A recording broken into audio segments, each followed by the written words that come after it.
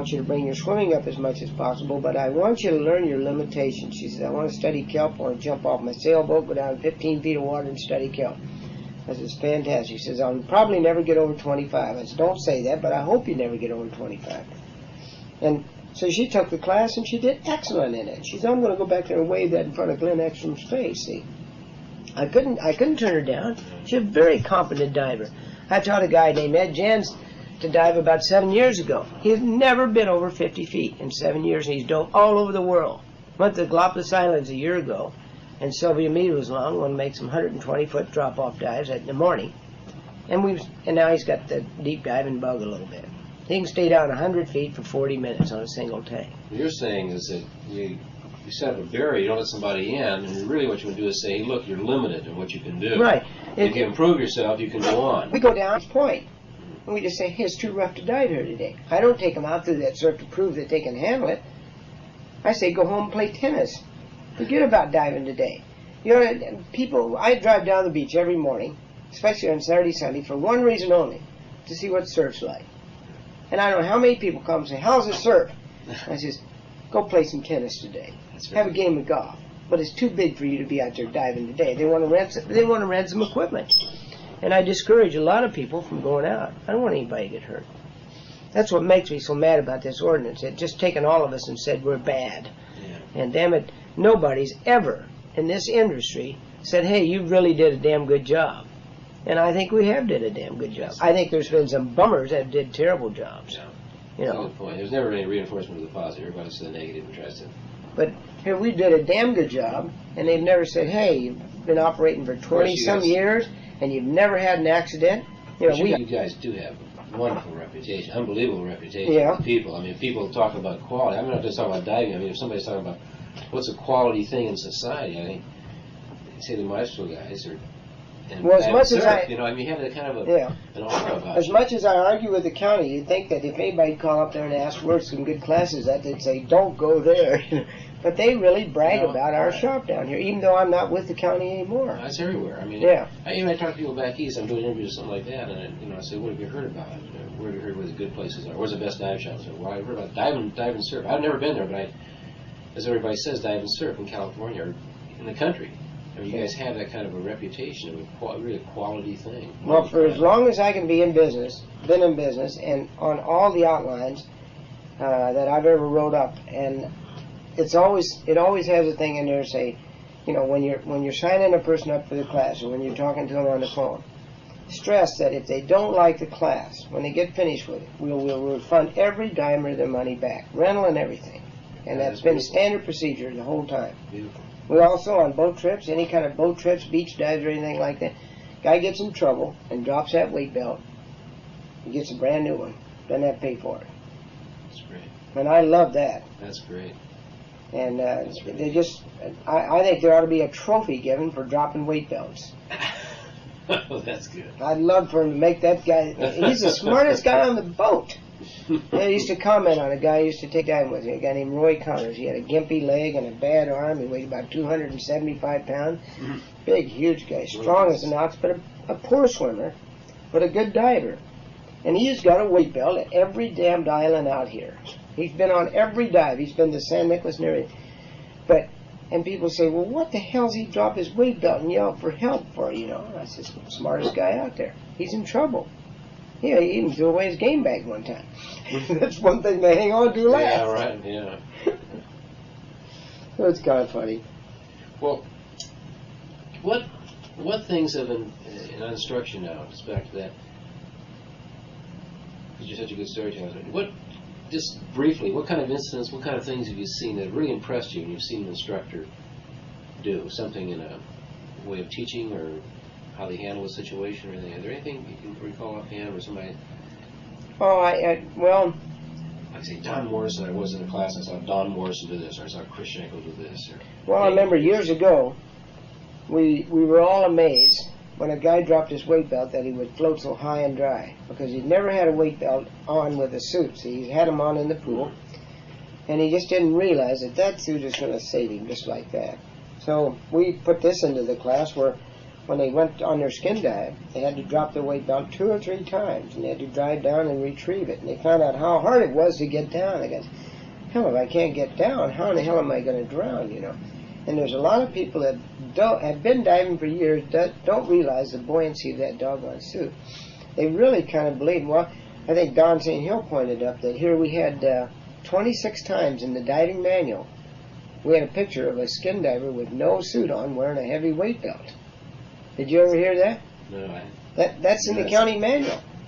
There were 26 different pictures of a skin diver, and they're never wearing a dive suit at all. And he wasn't a big, fat, overweight guy, but he always had a heavy weight belt on. That's kind of strange, huh? Yeah. I think Donnie's the one that noticed that. That's because you got an artist who doesn't know anything about diving, and that's the way you make him look like a diver. Put a weight belt on. You're right. Well, how many pictures have you seen of a guy standing, you know, on the beach with a pair of fins and a snorkel and a mask, and he's got a weight belt on? You know, in an advertisement or something. That's right. And you can look in, well, not so much skin diver anymore, but any of these ads that where they put in time, they put these U.S. divers, they got the regulators hooked up backwards, and this magazine here is famous for that. They've always got a guy in here with his regulator on backwards, and he's a professional diving company. Well, right there, that's not the way to hook up a Scuba Pro regulator. Because that makes the hose ride on your mouth this way. It's supposed to be hooked up. You look for those things when you look at pictures? Oh, yeah, I can pick those out. Well, what kind of detectives? Equipment detectives. Well, they you know, and how many movies have I seen that have just been so bad, it's unbelievable. I think that's been one of the fun things in diving is they feel that I go back through, I have a real old volume of Skin Diver, 2 of them, and I go back through them and look at them. It's just amazing how many mistakes they I make. wonder if Jacques Cousteau has ever put his regulator on upside down. Have you ever had an embarrassing moment? Because, you know, you're looked on like somebody like that, mythical god. Oh, I've been out. Have you ever done I've been out many embarrassing? times where I forgot to take my fins, or forgot to take my weight belt, or I wrapped an anchor chain around my waist one day and went in diving on a commercial dive. Because you forgot. You ever forget your mask? Huh? You ever forget your mask? I went down to the pier here one day, and I always carry 2 faceplates. I'm a firm believer in selling everybody 2 faceplates because I've been to the Galapagos Islands and people forget their faceplate. That's right. Break their faceplate. Yeah. But I went on the pier job down here one day, and I always carried 2, and the pier was rocking back and forth in a storm, and I was going to put sheet piling along the bad pilings there, and they were letting them down. I'd put them together and had a crescent wrench and another wrench. And just as I got ready to put on my other fin, a wave hit the pier, and I got it on, but I flung my mask out. I laid it right out in front of me so I wouldn't step on it. Flung it out. So I just jumped in after it, and I missed it. And I went down on the bottom underneath the pier there and started looking around. It's just unbelievable. Fish and, you know, tin cans and barbed wire and fishing poles. And I thought, well, that's it. So I came up and I said, ready? And he said, aren't you going to wear a mask? I said, no. I wasn't going to tell him I lost my mask. He had to go back to ship. So I started doing the whole job, and I worked about a half hour without a faceplate. And I dropped both the wrenches. Dropped both of them. A big wave came in, and then a boat was coming in at the same time while I was putting sheet pipe. So I went down and I thought, God, I got to find the wrenches, you know. So I remembered a trick that I do teach people in the pool. You just put your hands above your eyes here, and you blow bubbles, and you can look around. I found the wrenches, and I went over and found my faceplate, and I completed the whole damn job. That's great. But I got a 32-pound halibut out here about a year ago, and a guy from Steinhardt came down, and he'd forgot his backpack, so I let him use my backpack, and he didn't have any booties. No, I forgot my booties, so I put my regular socks on, put baggies over the top of them, put a couple of rubber bands on them, and threw my jet fins on. They were just slick as heck, you know. I couldn't hardly keep them up. We're down diving, and I had a piece of nylon rope about that big, and that's what I'd made a backpack out of. And it was trailing behind me. It was about 50 feet longer than it should have been. I didn't want to cut it because it was good. It was a tow rope that I had on the boat. So I swim back to the boat, and here's this huge halibut. So I get my knife out, and I got him. And he jumped up and went away from my tanks laying off in the back, and my fins had both flung off. So I put everything together, and I caught up with him over here. And he was eating a large sardine. He had about hanging out of his mouth about that far. And I guess he couldn't swim very far with that in there. Caught up with him, I nailed him again. He got away from it. Came back to the same area, but this time he let down in between 2 rocks and a sandy bed there. So I thought, I'll get him I got him in the spine each time. I couldn't get the knife down through, or the knife hit the rock or something. So I got him right through the gill plate. Got him up like this. And got him between my legs like this. And about that time, I'm running out of air. I tell Stan, I'm trying to motion to him with my lips. I'm running out of air. I'm blinking my eyes. Finally, I got one hand loose like this, and he reached over and pulled it. He and Walter Snibley were laughing so hard they couldn't even believe it. Oh, yeah. But, so, by golly, I finally I banged him against the rock a few times, and I slid my hand through there. And, you know, you bite right down on your arm. The damn thing is so big, and he just bit down on my wetsuit. Didn't hurt me, and I just swam back to the boat in this kind of manner to get back. Climbed up on the boat with this thing hanging off my arm. There were two guys fishing right next. I couldn't believe it. Oh, yeah, that's pretty funny. No Walter Snibley. But I forgot a lot of equipment. Just a lot of equipment. We were on a commercial dive one time, and Bill Parsonson was Gary Southwood, our safety diver, and Billy had to go into Los Angeles for something. So just the two of us, Don Seavers and I, and we'd made a deep dive, 225-foot dive, and we came up and we got on our decompression line. But we'd stayed down a little bit longer or worked something harder, and we were running out of air. And this before we had that third tank with a second regulator on. We were the first ones to ever start doing that. Two regulators and 3 tanks. And so we wrote a note up to Bill Parsons and said, we need air fast. Send a tank down. And he just threw a bottle over. Just a bare bottle. Yeah. And it just came streaming down. We caught it. And so we just sat there, you know, and we were kind of giggling and laughing, but we were both out of air, so we just kept buddy breathing on that bare bottle. That's it. Until we could get another, and we now send a regulator. Didn't tie it on nothing, just threw it over. Here it goes down, we catch it, hook that up, then we send all our shit up and ask for another set. But that is one funny experience. You ever any trouble with straps where you've taken I put a crutch strap through something on the boat and had all the people ready to go in, then we roll back. Oh, geez. I was hanging there. That would really be horrible. With my legs in the boat. And Leonard Whibley one time did a bailout on the whaler, and we told him not to wear his fins because he's going to get in one of those little toe subs.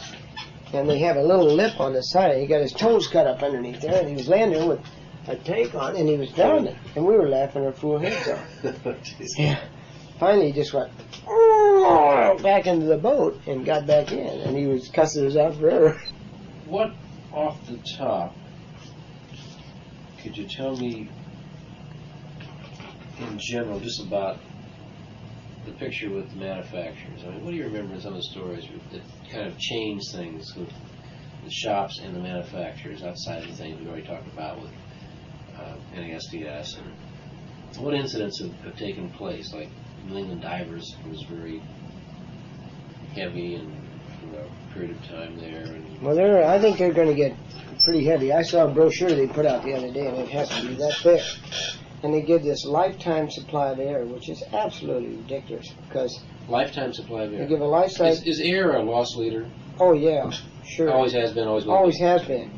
Always has been because, like you know, our compressor electricity went up 66%. Oh my God. Last year over the year before. And so, you know, you're paying a huge amount. Now, the reason, what's really going to destroy the air quality is people giving it away. And when you find people are not making any money on something they're doing, they lose all the quality and service to it. So how much of a loss do you figure most of the dealers probably take on air? Well, you know, and somebody came up and said, well, you can pump a bottle of air for 30 cents. I just don't think you can do it. If you have any kind of a decent rig. When Leonard Byrne comes up here and does, like, compressor checking, all the filter changing and everything,